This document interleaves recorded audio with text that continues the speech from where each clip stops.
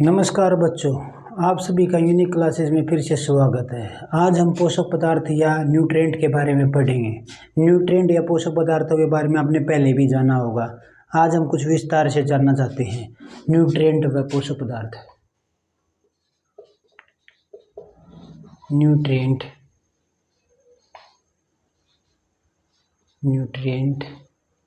व पोषक पदार्थ, जिसको हम पोषक पदार्थ व न्यूट्रिएंट वे पदार्थ होते हैं जो सभी जीवों के लिए जैविक क्रिया संपादक के लिए बहुत ही आवश्यक होते हैं। जो सभी जीवों के जैविक संपादक के लिए आवश्यक होते हैं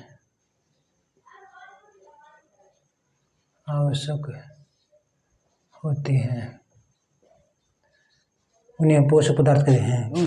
पोषक पदार्थों को हमें उपयोगिता के आधार पर पोषक पदार्थों हम 4 भागों में बांटे गए हैं। उपयोगिता के आधार पर कितने भागों में बांटे हैं? उपयोगिता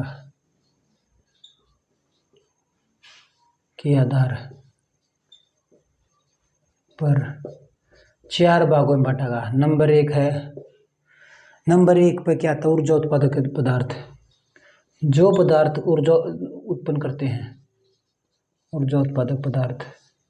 नंबर 2 पे आता है उपचाय, क्या आता है वो? वृद्धि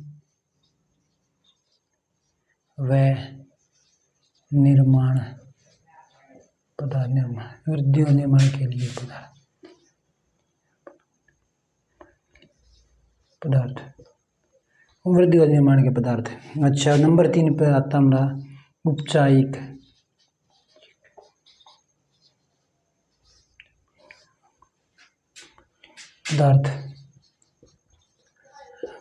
पदार्थ। नंबर 4 पे आता हमारा आनुवांशिक पदार्थ।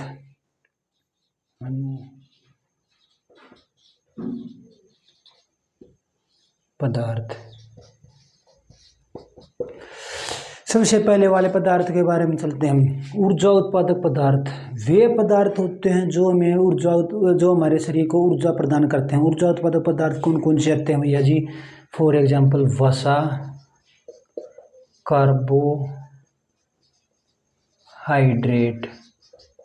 वसा और कार्बोहाइड्रेट। वृद्धि निर्माण, जो हमारे शरीर की वृद्धि और निर्माण के लिए आवश्यक होते हैं, ये पदार्थ होते हैं। जो प्रोटीन होता है। उपचायिक पदार्थ, उपचायिक पदार्थ वे पदार्थ जो उपचायिक के निर्माण में सहायक होते हैं। जो हमारा खनिज लवण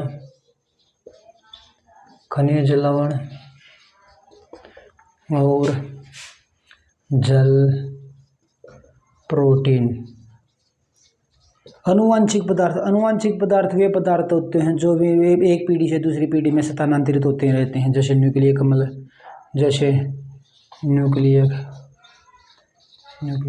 एसिड प्लस में DNA। दैट इज मनुष्य के लिए आवश्यक कुछ पोषक पदार्थ होते हैं। मनुष्य के लिए आवश्यक पोषक पदार्थ होते हैं। जैसे उत्पादक पदार्थों के बारे में डिस्कस करेंगे। सबसे पहले ऊर्जा उत्पादक में सबसे पहले हमारा था कार्बोहाइड्रेट। सबसे पहला वाला बताओ, ऊर्जा उत्पादक पदार्थ के अंतर्गत आता। सबसे पहला आता हमारा कार्बोहाइड्रेट।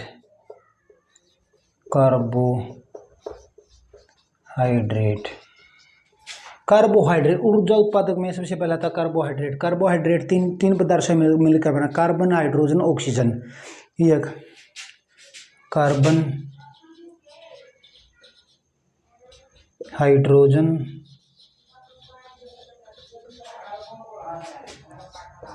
ऑक्सीजन, जो 1:2:1 से मिलकर बनते हैं। कार्बोहाइड्रेट्स का मैं कहाँ से प्राप्त होता है? मिलता कहाँ से? प्राप्त कहाँ से होता है? हमारा गेहूँ, मक्का, बाजरा, मक्का, बाजरा इत्यादि से प्राप्त होता है। कार्बोहाइड्रेट्स हमारे 3 प्रकार के होते हैं। Carbohydrates are the 3 type. याद लिख लो भाई, लिखो भाई, 3 types of the carbohydrate. 3 types of carbohydrate. Number 1 पे आता हमारा मोनोकार्बोहाइड्रेट्स, मोनोसेक्राइड,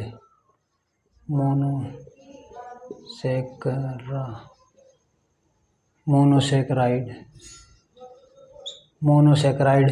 नंबर 2 पे आता डाइसेक्राइड,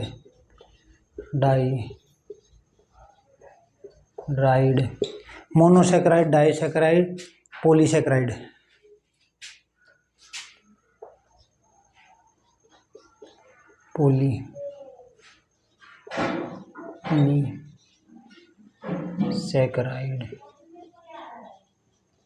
पॉलीसेक्राइड। मोनोसेक्राइड के अंतर्गत वे पदार्थ आते हैं जो एक ही प्रकार के पदार्थों से मिलकर बने थे, जैसे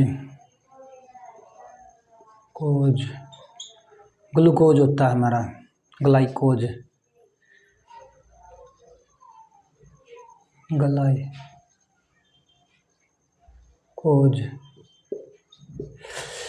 डाइसेक्राइड में जो डबल मोनोसेक्राइड होते हैं, जिसके अंदर डबल मोनोसेक्राइड के अंदर आता हमारा लैक्टोज, फ्रुक्टोज,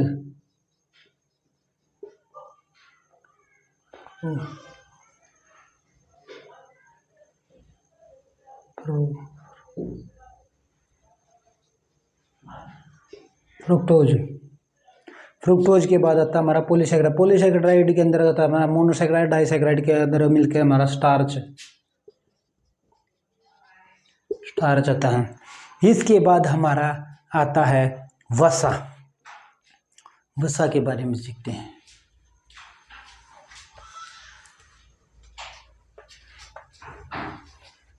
वसा वैसे तो चिकनाई होती है, हमें जो कि दूध खाते हैं ना, वो वसा के कारण हमें मिलता है, जो चिकनाई होती है, वसा। नंबर 2 पे आता वसा। वसा वही पदार्थ होता है जो हमारे शरीर को ऊर्जा प्रदान करता है। वसा ऊर्जा प्रदान करता है, ये तो है, ऊर्जा प्रदान कर देता है। वसा हमारे 2 प्रकार के हैं, संतृप्त, असंतृप्त, जिसको हम सैचुरेटेड, अनसैचुरेटेड बोलते हैं। संतृप्त वसा। नंबर 2 पे आता है असंतृप्त वसा। संतृप्त वसा वह वसा होता है जो हमें नेचुरल रूप से, हमें प्रकृति से मिलती है, जैसे वनस्पति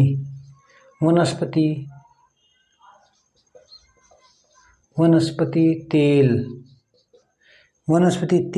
जब मछलियों से मिलने वाला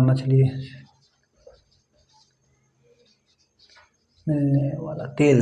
अच्छा, असंतृप्त वह होता है जो हमें मशीनों द्वारा उत्पादित होते मिलता है, जैसे हमें रिफाइंड होता है। रिफाइंड के बाद होता है हमारा वसा हमारे शरीर को ऊर्जा उत्पादन करती है। और नंबर 1 है हमारे शरीर के अंदर से बाहरी परत के चिकनाई का रूप धारण कर लेते, जो अंदर के हिस्से को बाहर नहीं जाने देती। वसा के उत्पादक है। वसा के उत्पादक वसा उत्पादित है मछलियों के तेल से, मक्खन से। मक्खन खाते हो ना सभी बच्चे मक्खन खाते हैं ना, दूध से, अंडे से, एक्सेट्रा। इसके बाद हम करते हैं प्रोटीन। चलो बच्चों, प्रोटीन पे आ जाओ। प्रोटीन क्या थी प्रोटीन हमारे शरीर के लिए क्या करती है? ये हमारे शरीर की वृद्धि और निर्माण के लिए आवश्यक है, जिसको हम प्रोटीन, नंबर 3 पे आता है हमारा प्रोटीन। यह 20 प्रकार के अमीनो अम्ल से मिलकर होता है।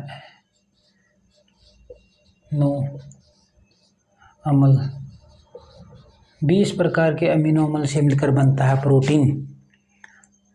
That is clear. इसकी खोज किसने की थी? खोज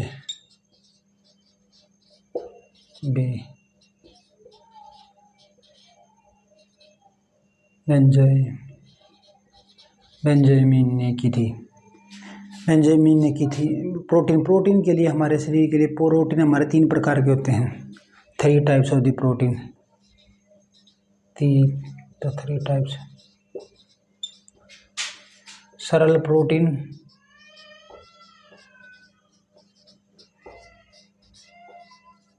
वे प्रोटीन जो एक प्रकार के प्रोटीनों से मिलकर बनते हैं सरल प्रोटीन कहलाते हैं। संयुक्त प्रोटीन,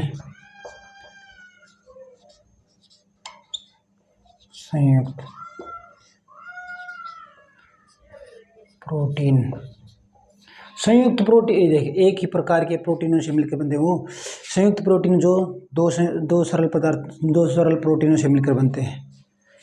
नंबर 3 बात पोली, जिसको हम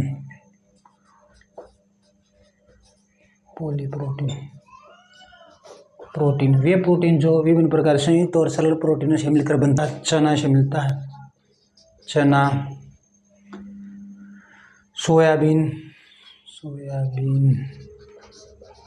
दाल से मिलता है। और प्रोटीन की कमी से होने वाला रोग है। प्रोटीन की कमी से एक ही प्रोटीन रोग होता है। रोग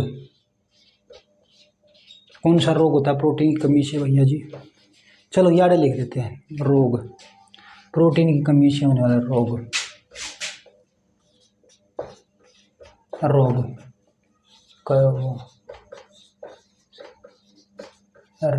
क्वाशियर वे रोग होता है जो जिस बच्चे को ये रोग हो जाता है उसका पेट बाहर निकल आता है और हड्डियाँ सूखने स्टार्ट हो जाती है। नंबर 2 पे आता हमारा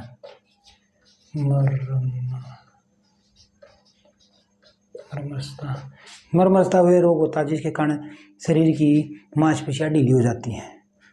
इसके बाद हम करते हैं उपचयी पदार्थों के बारे में। प्रोटीन हो गया,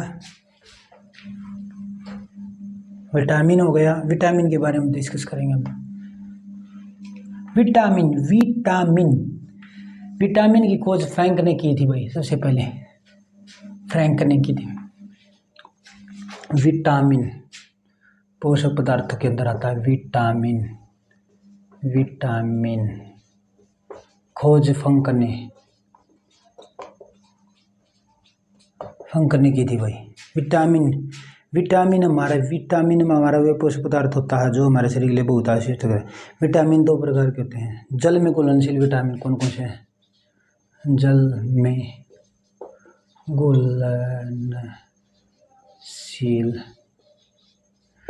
में घुलनशील विटामिन हमारे बी और सी होते हैं। विटामिन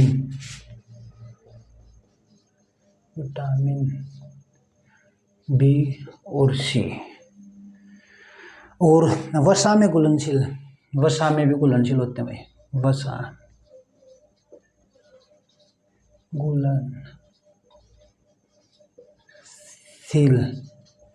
वसा में घुलनशील हमारे निम्नलिखित प्रकार के होते हैं भैया जी। वसा में ए, डी, सी, ई, के। ठीक से भाई। अब हम चलते हैं हम सबसे पहले करते हैं विटामिन ए के बारे में। सबसे पहले हम विटामिन ए के बारे में। विटामिन ए होता क्या है? विटामिन ए का रासायनिक नाम रेटिनोल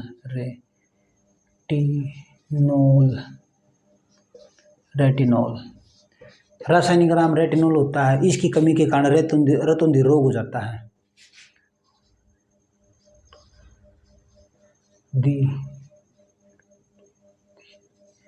रतौंधी रोग हो जाता है। रतौंधी रोग का एक ऐसा रोग होता है। रतौंधी रोग ऐसा रोग होता है जिसके मनुष्य देखना बंद हो जाता है, आंखें कमजोर हो जाती हैं।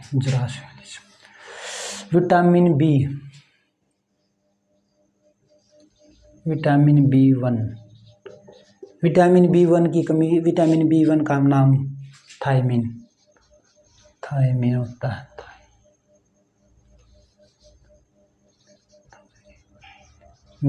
थायमिन होता है, जिसकी कमी के कारण बेरी बेरी रोग हो जाता है। बेरी बेरी होता है, berry berry. Vitamin B3, B2 की था ना, biotin. Vitamin B2, vitamin B3, vitamin B5, vitamin B7, vitamin B12। ठीक सब है, लेते हैं विटामिन B12। अच्छा भैया जी, विटामिन B2 रोग होता है, जीरो फैलतिया रोग होता है। विटामिन ए की कमी के कारण, विटामिन ए हमारे कहाँ से प्राप्त होता है? विटामिन ए हमें दूध से, अंडे से, मांस मछलियों से प्राप्त होता है। विटामिन B1, विटामिन B1 का नाम है थायमिन, रासायनिक नेम। विटामिन B1 की कमी से, थायमिन की कमी से बेरी बेरी रोग हो जाता है। कौन कौन सा बेरी बेरी रोग होता है? विटामिन B1 की कमी से अंडा, दूध, अंडा, दूध और मछली से प्राप्त होता है। विटामिन B2 के कारण, विटामिन B2 का रासायनिक राइबोफ्लेविन होता है, जिसकी कमी के कारण में त्वचा का रोग हो जाता है, आंखें लाल हो जाती हैं,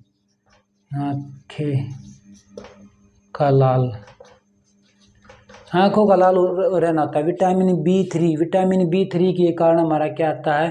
पेंटोथेनिक, इसके कारण बाल सफ़ेद होते हैं, बाल सफ़ेद हो जाते हैं। विटामिन B5 का नाम नियोसिन, जिसके कारण हमारा 4D सिंड्रोम होता है, जिसके कारण हमारा अंडा, दूध, दाल, अंडा, मछली ये हमें मिलने चाहिए। विटामिन B6 के कारण, विटामिन B6 का रासायनिक नाम पैराडॉक्सिन, जी विटामिन B6 का पैराडॉक्सिन है। इसकी कमी से कौन कौन से रोग होते हैं? एनीमिया, त्वचा का रोग हो जाता है। विटामिन B7 के कारण हमारा क्या था? बायोटीन, विटामिन B7 का नाम है बायोटीन। इसकी कमी से हमारे लकवा हो जाता है, लकवा मतलब पैरालाइज हो जाता है, पूरी बॉडी एकदम शिथिल हो जाती है, जिसका कल हमने जिक्र भी किया था। उसके बाद शरीर में दर्द हो जाता है, शरीर में, पूरे शरीर के अंदर दर्द उत्पन्न हो जाता है। विटामिन B12 को साइनोकार्बोलिन, जिसकी कमी के कारण एनीमिया वैसे तो हमारे रक्त की कमी के कारण होता है, एनीमिया रोग, पांडु रोग। विटामिन सी का नाम क्या है? Vitamin C ascorbic acid, vitamin C की कमी के कारण हमारा शकरवी रोग हो जाता है, मसूड़ों में दर्द होना स्टार्ट हो जाता है। विटामिन सी का हमारा सोर्स क्या है? खट्टे फल हमें सबसे ज़्यादा खाने चाहिए। खट्टे फलों के अंदर हमारे कौन कौन से आते हैं? नींबू आता, मौसमी आता है। उसके बाद आ रहा डी, कैल्शियम, विटामिन डी हमें सूर्य से मिलती है। हमें धूप, मॉर्निंग टाइम की धूप को हमें लेना चाहिए, और इवनिंग टाइम के जाते समय की धूप को हमारे शरीर के लिए बहुत ही लाभदायक होती है। इसके बाद आता है विटामिन ई को टेक्रोफोल कहते हैं। विटामिन ई की कमी के कारण हमारे शरीर के अंदर क्या आती है? जनन क्षमता कम हो जाती है, जिसे बांझपन हो जाता है, जनन अक्षमता कम होना, जनन अक्षमता कम होना। विटामिन ई के कारण हमारे जनन अक्षमता। विटामिन के को फोलवीन नाम कहते हैं। विटामिन के कारण हमारे शरीर का थक्का नहीं बनता। क्या नहीं बनता? शरीर में खून का थक्का नहीं बनता। Vitamin C. आज हमने विटामिनों के होने के बाद हम न्यूक्लिक एसिड के बारे में पढ़ेंगे हम। न्यूक्लिक एसिड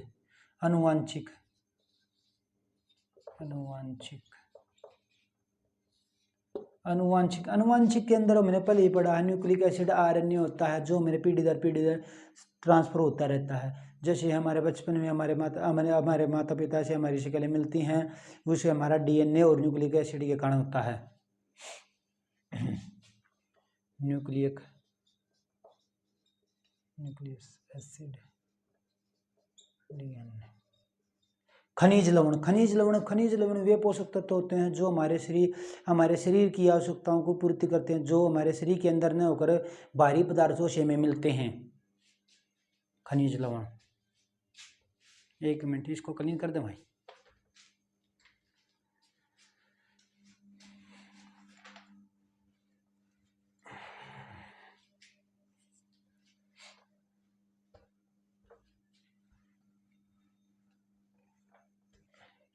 अब करते हैं हम खनिज लवण।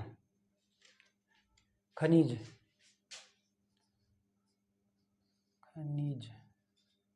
लवण, खनिज लवण के अंतर्गत वे हैं, उसकी डेफिनेशन तो हमने बता चुके हैं। उसके अंदर आते हैं हमारा सोडियम, सोडियम जो हम बाहर से लेते हैं, सोडियम, फास्फोरस,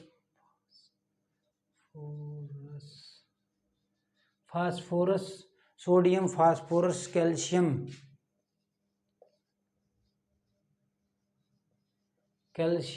मैग्नीशियम,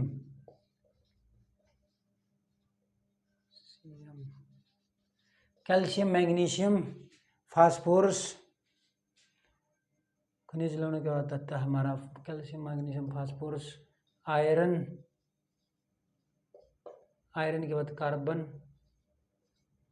जो हम बाहर से लेते हैं। इसके बाद आता है हमारा जल, जल भी हमारा खनिज लवण के अंतर्गत आता है। जल जिसे हम पीकर अपनी प्यास को बुझाते हैं, संपूर्ण क्रिया को कंप्लीट करते हैं। इसके बाद आता है हमारा संतुलित भोजन। क्या होता है संतुलित भोजन? वे भोजन होता है जिसमें सभी पोषक तत्व प्रचुर मात्रा में होते हैं, जिसको हम बैलेंस डाइट भी कहते हैं। संतुलित भोजन वह भोजन जिसमें सभी पोषक तत्व प्रचुर मात्रा में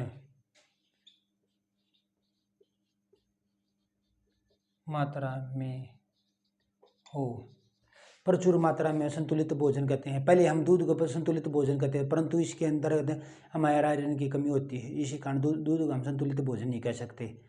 इसके बाद आता हमारा भोजन के आधार पर जंतुओं का वर्गीकरण। भोजन के आधार पर जंतुओं का वर्गीकरण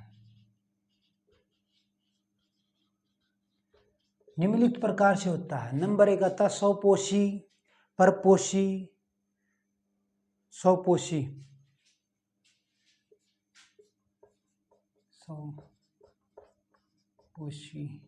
नंबर 2 पे आता है परपोषी,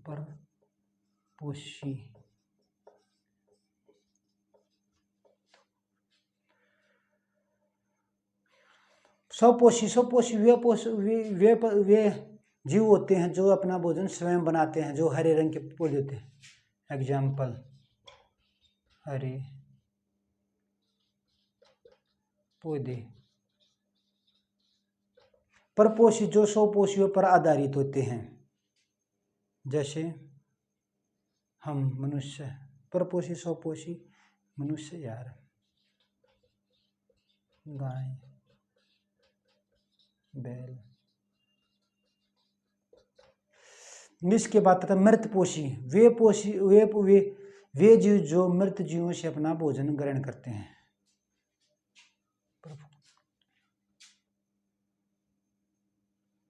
परपोषी होता है जो स्वपोषियों पर आधारित होते हैं, गाय, बैल, भैंस, हिरण, मनुष्य नहीं होता। मृतपोषी जो मृत जीवों पर आधारित होते हैं, जैसे जीवाणु, वायरस,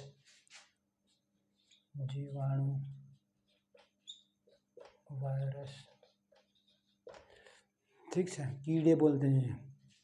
इसके बाद है संभाजी, जिसके अंतर्गत आते हैं इंसान, जो स्वपोषी, परपोषी और मृतपोषी दिनों को खा लेते हैं।